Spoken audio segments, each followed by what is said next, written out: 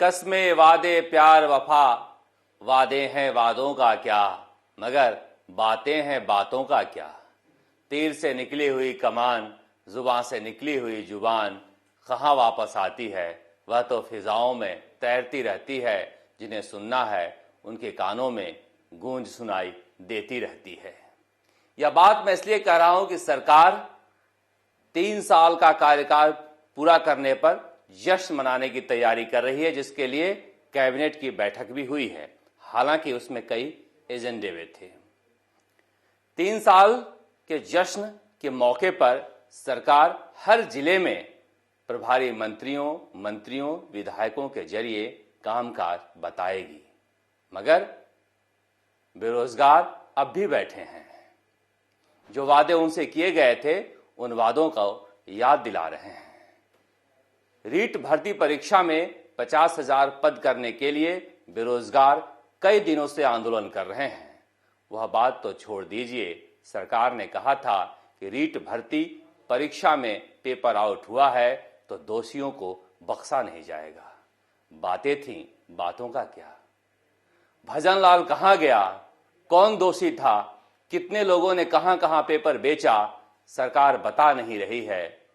Special operation group नाम की police की चिड़िया का नाम हमने तब सुना था जब सचिन पायलट ने बगावत की थी और उनके लोगों को फंसाने के लिए मनोहर कहानियां बनाई गई थी। उसके बाद एक बार फिर सुना जब रीट परीक्षा पेपर लीक की जांच दी गई, मगर उसके बाद जांच का क्या हुआ कुछ पता नहीं।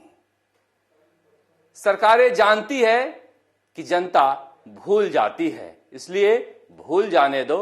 थोड़े दिन बाद नियुक्ति पत्र दे दिए जाएंगे और उसके बाद भजनलाल मिल भी गया तो वह क्या बताता है, जनता को क्या पड़ी है। लेकिन जनता याद रखती है।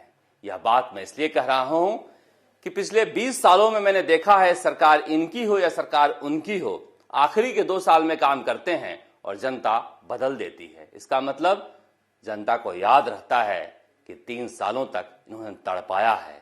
इसलिए अगर ये सोच रहे हैं कि आखिरी के 2 सालों में हम नौकरियां देंगे और मैदान लूट ले जाएंगे, यह होने वाला नहीं है, क्योंकि पिछला इतिहास इसका गवाह रहा है। ये कैसे भूल जाएंगे बेरोजगार कि किस तरह से ठंड के मौसम में वह शहीद स्मारक पर पड़े हुए हैं, विधायकों के बंगलों के सामने पड़े हुए हैं। इसलिए इस मसले को सरकार को गंभीरता से देखना चाहिए। बेरोजगारी भत्ते का वादा किया था, 1 साल का पूरा भत्ता खा गई सरकार यह कहकर कि नया नियम बना रहे हैं। नया नियम क्या बनाया है कि दफ्तरों में 3 घंटे काम करना होगा।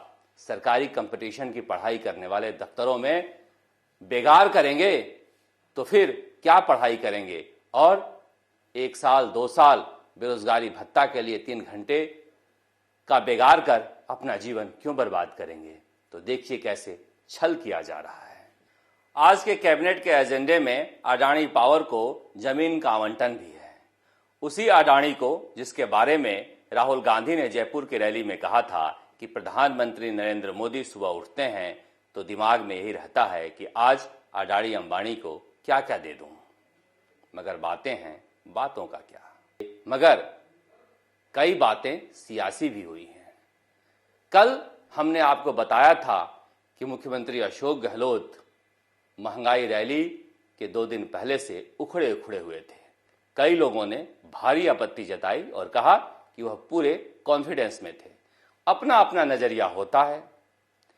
जब सचिन पायलट मुख्यमंत्री अशोक गहलोत से रात को मिले तो सुबह उसके बाद पहले कार्यक्रम में नजर आए मुख्यमंत्री अशोक गहलोत प्रेस कॉन्फ्रेंस में उन्होंने कोई सवाल लेने से मना कर दिया, और जिस मना स्थिति में वह प्रेस कॉन्फ्रेंस में बैठे थे वह उखड़ा ना कहा जाए तो क्या कहा जाए। उसके बाद क्या हुआ, उसके बाद कांग्रेस आलाकमान ने तय किया कि सभी नेता एक साथ जाएंगे रैली के मैदान का निरीक्षण करने। सचिन पायलट को बुलाया गया, मगर वह फिर उखड़ गए और जब तक सचिन पायलट वहां मैदान पर पहुंचते वहां से रवाना होकर घर निकल गए। उसके बाद क्या होगा, रैली के 1 दिन पहले शाम को मुख्यमंत्री निवास पर भोज दिया गया। सचिन पायलट भी पहुंच गए और फिर जिसने भोज दिया था मुख्यमंत्री अशोक गहलोत ने, सारे बड़े नेताओं को छोड़कर घर में निकल गए। चाहे अजय माकन हो या केसी वेणुगोपाल हो, किसी को विदा तक नहीं किया जिसे घर पर भोज के लिए बुलाया था। इसे उखड़ा उखड़ा नहीं कहें तो क्या कहें। लेकिन ठीक है, हर व्यक्ति का अपना नजरिया होता है देखने का। मुझे ऐसा लगा कि कुछ तो हुआ है जिसकी वजह से वह इस कदर उखड़े उखड़े हुए हैं। देखिए, राजनीति में लचीलापन का भी अपनी जगह है। सख्ती के लिए लोहे की नजीर दी जाती है, मजबूती के लिए भी, मगर सरिया सबसे महंगा वही बिकता है जिसमें ज्यादा लचीलापन हो, वरना इमारतें टूट जाया करती हैं। इसलिए अगर जिस सख्ती की वजह से सचिन पायलट ने बगावत की थी, बगावत के बाद वह नरम पड़े तो उन्होंने कहा कि मैं गले लगा लूंगा, बातें हैं, बातों का क्या।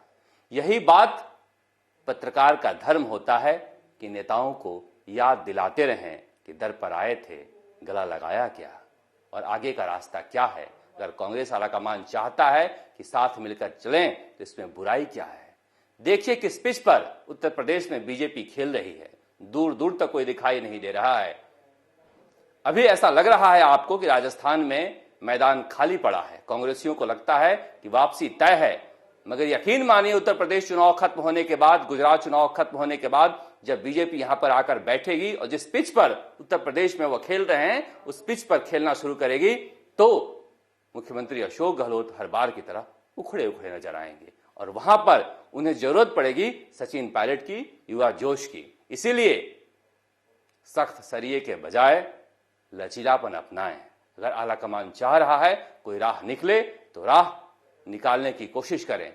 वह इसलिए केवल हाशिए पर न रखें कि किसी दिन वह सेंटर में ना आ जाए, केंद्र में ना आ जाए। आपकी अगर सोच है तो आप दबा नहीं सकते, क्योंकि जिस दिए में तेल रहेगा वह तो जलेगा ही। आंधियां आती रहेंगी मगर उसके बाद भी जलता दिया अगर तेल है तो जलता ही रहेगा। राजस्थान तक के लिए जयपुर से शरद कुमार।